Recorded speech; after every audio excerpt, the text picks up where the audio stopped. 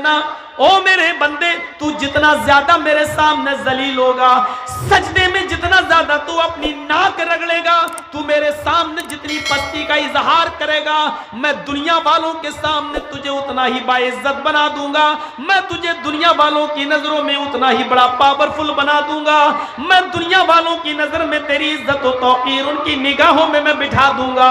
बस शर्त यह है कि तू अपने आप को जमीन पर, अपनी पेशानी को जमीन पर रगड़ लेना, इस बात का यकीन मुझे दिला देना कि अल्लाह मैं तेरा बंदा हूं और तू मेरा मालिक है, मैं तेरा गुलाम हूं और तू मेरा आका है, मैं तेरा गुलाम हूं और तू मेरा रब है। ऐ मेरे बंदे, बस इतनी सी जिल्लत का एतराफ कर लेना मेरे सामने, तू मेरे सामने जलील हो जाना, लोगों की निगाहों में मैं तुझे अजीज बना दूंगा, मैं तुझे बाइज्जत बना दूंगा। इतनी सी चीज उसने मुझे मांगी है और इसी बात को उसने कहा है, वमा खलक़तुल जिन्ना वल इंसा इल्ला लियअबुदून। ओ मेरे बंदो, आए लोगो, आए इंसानों, अरे जिन्नातो, जिन्नात भी और इंसान भी शामिल हैं, मैंने तुम्हें इस दुनिया में सिर्फ अपनी इबादत के लिए पैदा किया है, अपनी पूजा और परिस्तिश के लिए पैदा किया है, मैंने सिर्फ तुम्हें इस दुनिया में इसलिए भेजा है, इसलिए पैदा किया ताकि तुम मेरी ही इबादत करो। अब इबादत का मफहूम बहुत बड़ा है, सिर्फ सजदा कर देना ही इबादत नहीं है, अपनी बीवी बच्चों के लिए मेहनत करना, खेत जोतना, हल चलाना और उसकी फसल का इंतजार करके मार्केट में ले जाकर बेचना, यह भी इबादत का एक हिस्सा है। अपनी बीवी को प्यार भरा लुकमा उसके मुंह में डालना भी इबादत का एक हिस्सा है, इस पर भी सवाब है और जिस चीज पर सवाब मिले वो इबादत कहलाती है।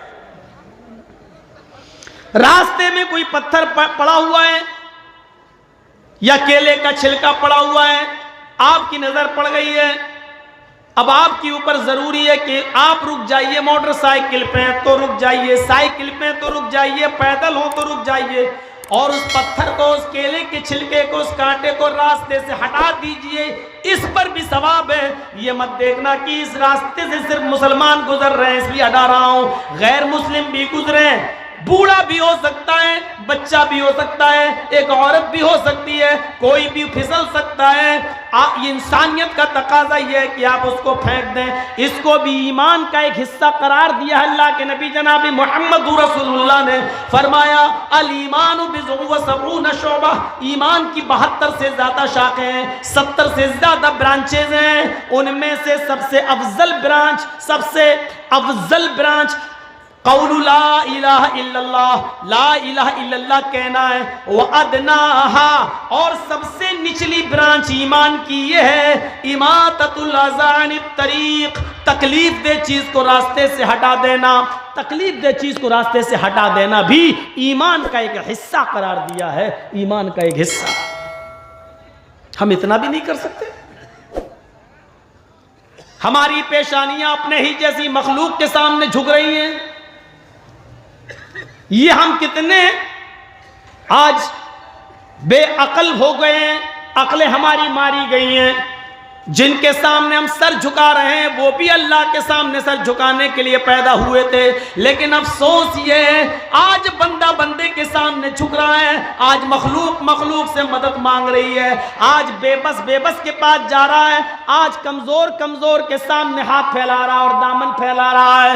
इन्नल्लज़ीना तदऊना मिन दूनिल्लाही, अल्लाह को छोड़कर तुम जिनको पुकार रहे हो, अल्लाह को छोड़कर जिनको तुम अपनी हाजत रवाई और मुश्किल कुशाई का सवाल जिनके सामने कर रहे हो, लन यख़्लुक़ू ज़ुबाबन वला इज्तमऊ लहू, वो सारे के सारे मिल जाएं तो एक मक्खी भी पैदा करने की ताकत नहीं रखते, वो एक मक्खी भी पैदा नहीं कर सकते।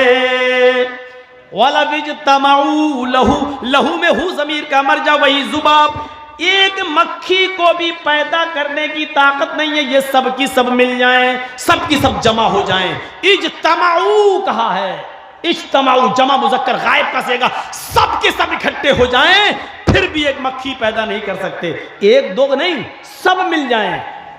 अल्लामा एहसान इलाही ज़हीरी इस आयत का तर्जमा ये करते थे, कश्मीर से कन्याकुमारी तक और बरेली से बगदाद तक सब इकट्ठे हो जाएं, सब, और एक मक्खी भी पैदा करने की ताकत नहीं रखते। और मक्खी पैदा करना तो छोड़ो, मक्खी जो चीज लेकर चली जाए, मसलन कुछ खा रहे हैं और उस पर मक्खी बैठ गई, थोड़ा सा ले गई, मक्खी कितना ले जाएगी? दिमाग में लाओ, मक्खी कितना ले जाएगी? अल्लाह कह रहा है अरे मक्खी पैदा करके जान डालना तो बहुत, इसमें तो इनकी नानी मर जाएंगी, इनको छठी का दूध याद आ जाएगा। मक्खी जो लेकर उड़ी है उसी को पकड़ के दिखा दें, जो चीज छीन के ले गई है उसी से ये वापस लेकर दिखा दें। मक्खी को पकड़ के वो चीज वापस नहीं ले सकते। जो मक्खी का इतना कुछ ना बिगाड़ सके, मक्खी से एक चीनी का दाना तक वापस ना छीन सके, वो तुम्हारे कारोबार में नुकसान करेगा। कितना डराया जाता है आज, कितना डराया जाता है। एक बार मेरी एक सिस्टर है, सिस्टर का मतलब दूर के रिश्ते से, वो किसी, खुल के बोल दूं, किसी सुन्नी के घर चली गई है, शादी हो गई उसकी, हो गई, लड़का अच्छा था तो आजकल हो जाती, हो गई।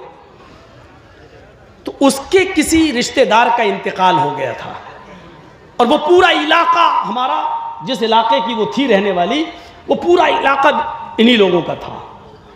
तो चलते वक्त मेरी माँ ने कह दिया था कि बेटा ज़रा संभल के जाना, कोई लफड़ा मत कर देना। मैंने कहा जा रहा हूँ, मुझे क्या ताज़ियत में जाना है, इंतकाल हो गया है, एक आध घंटा बैठेंगे, आधा घंटा वापस चले आएंगे। गाड़ी से गया तो जैसे ही उसके घर पहुंचा तो वहाँ ऊंचा वो था, पगड़पोश, और पगड़ी कैसी थी अब रंग कुछ नहीं बताऊंगा, पूरा नक्शा खींचना ज़रूरी नहीं है हमारे लिए। बैठा हुआ था, उसको मालूम नहीं था कि, अच्छा मेरी आदत है सफ़र में मैं टोपी नहीं लगाता हूँ। आजकल इतना आ चुका है टीवी वीवीओ में मेरा प्रचार, मैं शुक्रिया अदा करता हूँ जी हिंदुस्तान का, जो लोग नहीं जानते थे उसने उनमें भी हमें पॉपुलर कर दिया। तो मैं अक्सर ड्रेस चेंज कर लेता हूँ सफ़र में और टोपी ओपी नहीं लगाता हूँ। तो उधर मैं जाके चला गया, तो अब यकीन मानना इतना डराया जा रहा था उस घर में लोगों को, सब कुछ खा गया, मछली वछली जो कुछ बनी थी सब कुछ खा गया। मैं 8-10 दिन के बाद गया था इंतकाल के, तो अब ये भी दे दो वो भी दे दो, सब कुछ लेता जा रहा था। लास्ट में उसने एक बात कही, मेरी दूर के रिश्ते से जो सिस्टर थी उससे कहने लगा, अच्छा मरने वाले के कपड़े भी दे दो, अगर मरने वाले के कपड़े नहीं दिए तो कयामत के दिन ये नंगा उठेगा। और मेरा पारा तो पहले से गर्म हो रहा था, बहुत देर बर्दाश्त कर लिया। तो उसके बाद हमने ये जुमला जब सुन लिया कि मरने वाले के कपड़े भी दे दो, तो उस वक्त तक हम कुछ नहीं बोले। अब मेरी सिस्टर जो बिगड़ गई कहने लगी कपड़े बड़े क्यों दे दो, सारी चीजें तो तुम्हें दे दी। तब उसने कहा कि अगर मरने वाले के कपड़े नहीं दोगी तो कयामत के दिन ये नंगा उठेगा। तो मैं उसके पास गया, मैंने कहा हजरत, इनमें हजरत ही कहा जाता है, शेख है तो हम लोगों में चलता है। मैंने कहा हजरत कयामत के दिन ये नंगा उठेगा तो क्या आप कपड़े पहनकर उठेंगे क्या? मैंने कहा हदीस में आया बुखारी की कि युहशरुन नासु यौमल क़यामति हुफ़ातन उरातन गुरला, क़यामत के दिन जब लोग उठेंगे अपनी कब्रों से तो वो नंगे पैर होंगे, उरातन नंगे जिस्म होंगे, गुरलन और सब के सब बगैर खतने के होंगे, किसी का खतरा नहीं हुआ होगा। तो क़यामत के दिन आप क्या कपड़े पहनकर उठेंगे? तो कहता है ये कौन है? मैंने कहा उनसे क्या पूछ रहा, मुझसे पूछ लेना मैं कौन हूँ, मुझसे पूछना मेरा नाम क्या है। मैंने कहा लोग मुझे जर्जीस कहते हैं, वैसे लोगों की ज़बान पर मौलाना जर्जीस, मैं अपने आप को जर्जीस अंसारी कहता हूँ। आप ही हो? हाँ। और ला हौला वला कुव्वता इल्ला बिल्लाह, उठाया अपना बोरिया बिस्तर भाग गया वहाँ से। कहता है इस घर में हमें क्यों बुला लिया, हमारा तो निकाह ही टूट गया है। ऐसे ही बोला, भागा हुआ, हमारा तो निकाह ही टूट गया है। हमने कहा मौलाना साहब हलाला वलाला कराने के लिए कहीं पूछ लीजिएगा कहाँ जाए, निकाह टूट गया तुम्हारा। अजीब सिस्टम है, मरने वाले के कपड़े दे दो। इतना डराया जाता है, इतना डराया जाता है कि अब मरने वाले के कपड़े तक नहीं छोड़े जाते हैं। जिंदा था तो जिंदगी भर डराते रहे, खाते रहे। मरने के बाद तीजे के नाम पे खाया, फिर 10वें के नाम पे खाया, फिर 20वें के नाम पे खाया, फिर 40वें के नाम पे खाया। अब एक चीज और चलने लगी, अभी जमाना 10 साल 12 साल से बरसी। मरने वाले की हर साल बरसी करो, बरसी के नाम पे खिलाओ, सालाना खिलाओ मरने वाले के कपड़े। लोग डर भी जाते हैं। अल्लाह ने उसी डर को खत्म कर दिया। क्या कहा? जो मक्खी से एक चीनी का दाना तक छीनने की ताकत नहीं रखता, वो तुम्हारे कारोबार में नुकसान करेगा। उसकी हैसियत नहीं है कि तुम्हारे कारोबार में नुकसान करे। वइन यस्लुबहुम ज़ुबाबु शैअन ला यस्तनक़िज़ूहु मिन्हु, वो मक्खी से वो चीज वापस लेने की भी ताकत नहीं रखता। ज़ऊफ़त तालिब वल मतलूब, मांगने वाला भी कमजोर हो, जिससे मांग रहा है वो भी कमजोर। मांगने वाला भी कमजोर और जिससे मांगा जा रहा है वो भी कमजोर। कमजोर कमजोर से मांग रहा है, बेबस बेबस से मांग रहा है, लाचार लाचार किसी के साथ लाचार से मांग रहा है। मैं साफ ही क्यों ना कह दूं, भिखारी भिखारी से मांग रहा है। जो इतने कमजोर हों उनका डर हमारे अंदर पैदा कर दिया जाता। अल्लाह की कसम, अगर इनके मुर्दे बाबाओं में इतनी सी भी ताकत होती तो ये अभी तक मौलाना जर्जीस को मरवा दिए होते। एक भी अहले हदीस इस दुनिया में जिंदा नहीं होता, सबको मरवा दियो। बाबा ये तुम्हारे लिए बहुत खतरनाक है, इनको मरवा दो। ये बद्दुआ कर करके अपने बाबाओं से हम सबको मरवा दिए होते अगर इतनी सी भी ताकत होती। इतनी सी भी ताकत नहीं है। शुरुआत ही मेरी थोड़ी सी मुड़ गई है, हमने रुख ही कहीं दूसरा ले लिया, मेरे जहन में आ गया, वरना ये मेरा टॉपिक नहीं था, ना मैं ये बोलना चाह रहा था, लेकिन शुरू ही यहां से, शुरुआत ही यहीं से हो गई। तो ये अल्लाह रब्बुल आलमीन की कुदरत है, उसने आज तक हमसे किसी चीज पर पैसा, डिमांड, टैक्स नहीं मांगा। मांगा तो सिर्फ इतना कि सजदे में रख, अपने पेशानी रखकर मेरा बंदा और मुझे अपना मालिक मान ले, बस। वो मालिक है, मालिकुल मुल्क है और मालिक कुल है, मुख्तारे कुल है, और उसके सामने सारी दुनिया हेज है, कुछ नहीं। तो ये हमें शुक्र अदा करना चाहिए कि उसने हमें और आपको एक ऐसा मजहब दिया, इस्लाम।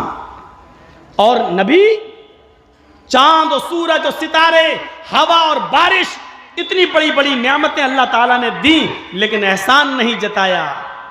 जमीन से गल्ला पैदा किया तो एहसान नहीं जताया, लेकिन उसने जब मुहम्मदुर रसूलुल्लाह का हमें उम्मती बनाया, मुहम्मदुर रसूलुल्लाह हमें हमारे दरमियान भेजे, तो अल्लाह ने एहसान जताया। पढ़िए कुरान, अल्लाह एहसान जता रहा है। सूरज बनाया तो एहसान नहीं, चांद दिया तो एहसान नहीं, बारिश बरसाई तो एहसान नहीं, हवा चलाई तो एहसान नहीं, हमारे खाने पीने के लिए जमीन से अनाज और गल्ला पैदा किया तो एहसान नहीं, लेकिन जब उसने मुहम्मदुर रसूलुल्लाह हमें और आपको दिए तो एहसान जताया। लक़द मन्नल्लाहु अलल मुमिनीना इज़ बअसा फ़ीहिम रसूला, या अल्लाह का मोमिनो तुम्हारे ऊपर सबसे बड़ा एहसान है, अल्लाह का मुसलमानों तुम्हारे ऊपर एहसान अज़ीम है कि उसने तुम्हें जनाब मुहम्मदुर रसूलुल्लाह दिए हैं, तुम्हें आखिरी पैगंबर जनाब मुहम्मदुर रसूलुल्लाह से नवाजा है, ये एहसान जताया।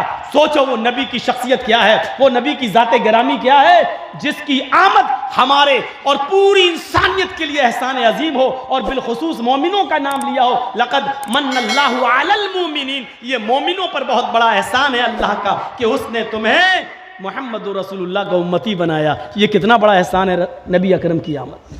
और उस नबी की क्या कदर है, नबी की क्या कदर है।